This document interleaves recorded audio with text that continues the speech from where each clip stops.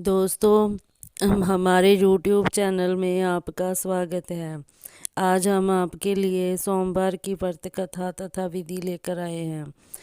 सोमवार का दिन शंकर भगवान को समर्पित होता है। आज के दिन भक्त भोलेनाथ को प्रसन्न करने के लिए विशेष पूजा अर्चना करते हैं। कुछ लोग आज के दिन व्रत भी रखते हैं ताकि शिव की विशेष कृपा प्राप्त की जा सके। बाबा भोलेनाथ के आशीर्वाद के लिए आप भी सोमवार का व्रत कर रहे हैं तो शिव व्रत कथा को पढ़कर या सुनकर इस उपवास को पूरा करें। नारद पुराण के अनुसार सोमवार व्रत में व्यक्ति को प्रातः स्नान करके शिव जी को जल और बेलपत्र चढ़ाना चाहिए तथा शिव गौरी की पूजा करनी चाहिए। शिव पूजन के बाद सोमवार व्रत कथा सुननी चाहिए। इसके बाद केवल एक समय ही भोजन करना चाहिए। साधारण रूप से सोमवार का व्रत दिन के तीसरे पहर तक होता है, मतलब शाम तक रखा जाता है। सोमवार व्रत 3 प्रकार का होता है: प्रति सोमवार व्रत, प्रदोष व्रत और 16 सोमवार का व्रत। इन सभी व्रतों के लिए एक ही विधि होती है। चलिए कथा प्रारंभ करते हैं। कृपया इस कथा को सुनने से पहले हमारे चैनल को सब्सक्राइब, लाइक एंड शेयर जरूर करना और कमेंट बॉक्स में बताना कि आपको हमारी ये कथा कैसी लगी। कृपया इस कथा को पूरा जरूर सुने। इसे आधा अधूरा छोड़ने की गलती कभी मत करना। समय की बात है, किसी नगर में एक साहूकार रहता था। उसके घर में धन की कमी नहीं थी, लेकिन उसकी कोई संतान नहीं थी। इस कारण वह बहुत दुखी रहता था। पुत्र प्राप्ति के लिए वह हर एक सोमवार व्रत रखता था और पूरी श्रद्धा के साथ शिव मंदिर जाकर भगवान शिव और पार्वती की पूजा किया करता था। उसकी भक्ति देखकर एक दिन माँ पार्वती प्रसन्न हो गई और भगवान शिव से उस साहूकार की मनोकामना पूर्ण करने का आग्रह किया। पार्वती जी की इच्छा सुनकर भगवान शिव ने कहा, हे पार्वती, इस संसार में हर प्राणी को उसके कर्मों का फल मिलता है और उसके जिसके भाग्य में जो हो उसे भोगना ही पड़ता है। लेकिन पार्वती जी ने साहूकार की भक्ति का मान रखने के लिए उसकी मनोकामना पूर्ण करने की इच्छा जताई। माता पार्वती के आग्रह पर शिवजी ने साहूकार को पुत्र प्राप्ति का वरदान तो दिया, लेकिन साथ ही यह भी कहा कि उसके बालक की आयु केवल 12 वर्ष होगी। माता पार्वती और भगवान शिव की बातचीत को साहूकार सुन रहा था। उसे ना तो इस बात की खुशी थी और ना ही दुख। वह पहले की भांति शिवजी की पूजा करता रहा। कुछ समय के बाद साहूकार के घर एक पुत्र का जन्म हुआ।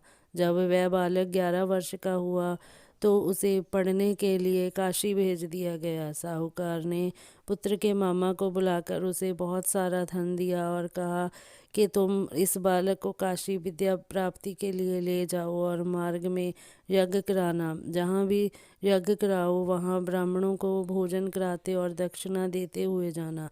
दोनों मामा भांजे इसी तरह यज्ञ कराते और ब्राह्मणों को दान दक्षिणा देते काशी की ओर चल पड़े। रात में एक नगर पड़ा जहाँ नगर के राजा की कन्या का विवाह था, लेकिन जिस राजकुमार से उसका विवाह होने वाला था वह एक आंख से काना था। राजकुमार के पिता ने अपने पुत्र के काना होने की बात को छुपाने के लिए एक चाल सोची। साहूकार के पुत्र को देखकर उसके मन में एक विचार आया। उसने सोचा, क्यों ना इस लड़के को दूल्हा बनाकर राजकुमारी से विवाह करा दूं। विवाह के बाद इसको धन देकर विदा कर दूंगा और राजकुमारी को अपने नगर ले जाऊंगा। लड़के को दूल्हे के वस्त्र पहनाकर राजकुमारी से विवाह कर दिया गया, लेकिन साहूकार का पुत्र ईमानदार था। उसे यह बात न्याय संगत नहीं लगी। उसने अवसर पाकर राजकुमारी की चुनरी के पल्ले पर लिखा कि तुम्हारा विवाह तो मेरे साथ हुआ है, लेकिन जिस राजकुमार के संग तुम्हें भेजा जाएगा वह एक आँख से काना है। मैं तो काशी पढ़ने जा रहा हूँ। जब राजकुमारी ने चुनरी के पल्ले पर लिखी बातें पढ़ी तो उसने अपने माता पिता को यह बात बताई। राजा ने अपनी पुत्री को विदा नहीं किया, जिससे बारात वापस चली गई। दूसरी ओर साहूकार का लड़का और उसका मामा काशी पहुंचे और वहां जाकर उन्होंने यज्ञ किया। जिस दिन लड़के की आयु 12 साल की हुई, उसी दिन यज्ञ रखा गया। लड़के ने अपने मामा से कहा कि मेरी तबीयत कुछ ठीक नहीं है। मामा ने कहा कि तुम अंदर जाकर सो जाओ। शिवजी के वरदान अनुसार कुछ ही देर में उस बालक के प्राण निकल गए। मृत भांजे को देख उसके मामा ने विलाप शुरू किया। संजोगवश उसी समय शिवजी और माता पार्वती उधर से जा रहे थे। पार्वती जी ने भगवान से कहा, स्वामी, मुझे इसके रोने के स्वर सहन नहीं हो रहे। आप इस व्यक्ति के कष्ट को अवश्य दूर करें। जब शिवजी मृत बालक के समीप गए तो वह बोले कि यह उसी साहूकार का पुत्र है जिसे मैंने 12 वर्ष की आयु का वरदान दिया था। अब इसकी आयु पूरी हो चुकी है। लेकिन मातृभाव से विभोर माता पार्वती ने कहा, हे महादेव, आप इस बालक को और आयु देने की कृपा करें, अन्यथा इसके वियोग में इसके माता पिता भी तड़प तड़प कर मर जाएंगे। माता पार्वती के आग्रह पर भगवान शिव ने उस लड़के को जीवित होने का वरदान दिया।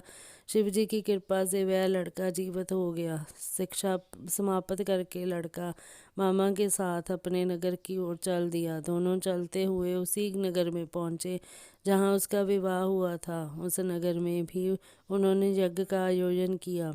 उस लड़के के ससुर ने उसे पहचान लिया और महल में ले जाकर उसकी खातिरदारी की और अपनी पुत्री को विदा किया। इधर साहूकार और उसकी पत्नी भूखे प्यासे रहकर बेटे की प्रतीक्षा कर रहे थे। उन्होंने प्रण कर रखा था कि यदि उन्हें अपने बेटे की मृत्यु का समाचार मिला तो वह भी प्राण त्याग देंगे। परंतु अपने बेटे को जीवित होने का समाचार पाकर वह बेहद प्रसन्न हुए। उसी रात भगवान शिव ने व्यापारी के सपन में आकर कहा, हे श्रेष्ठी, मैंने तेरे सोमवार के व्रत करने और व्रत कथा सुनने के से प्रसन्न होकर तेरे पुत्र को लंबी आयु प्रदान की है।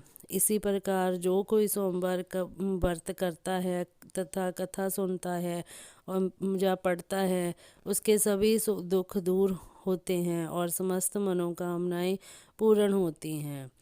हर हर महादेव।